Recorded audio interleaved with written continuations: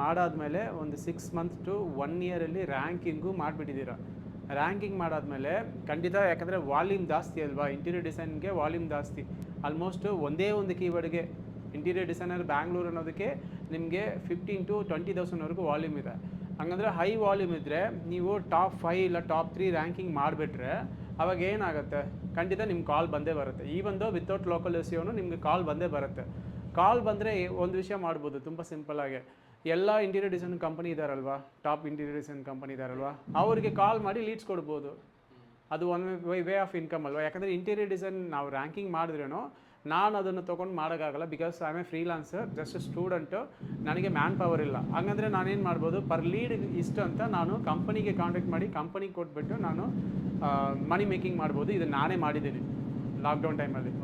ಈ ಥರ ಮಾಡ್ಬೋದು. ಇದು ಒನ್ ಸೋರ್ಸ್ ಆಫ್ ಇನ್ಕಮ್ ಅಷ್ಟೇ. ಇದು ಬಿಟ್ಟು ಬೇರೆ ಬೇರೆ ಇನ್ಕಮ್ಸ್ ನೀವು ಮಾಡ್ಬೋದು. ಇವಾಗ ನನಗೆ ಹೆಂಗಲ್ಲ ಅಂದರೆ, ಒಂದು ಬ್ಲಾಗ್ ಬರೀತೀರ ಅಂದರೆ ಅದರಿಂದ ಹೆಂಗೆಲ್ಲ ಇನ್ಕಮ್ ಮಾಡ್ಬೋದು ಅಂತ ನಾನು ಥಿಂಕ್ ಮಾಡ್ತೀನಿ. ಬೇರೆ ಬೇರೆ ಡೈಮೆನ್ಷನ್ನಿಂದ ಯೋಚನೆ ಮಾಡಬೇಕು ನಾವು, ಓಕೆನಾ. ಸೊ ಈ ಥರ ನಾವು ಮಾಡ್ಬೋದು, ಓಕೆ. ಸೊ ನೀವು ಹೋಮ್ ಪೇಜ್ ಮಾತ್ರ ಫೋಕಸ್ ಮಾಡಿ ಅಷ್ಟೇ, ಬೇರೆ ಏನೂ ಬೇಡ.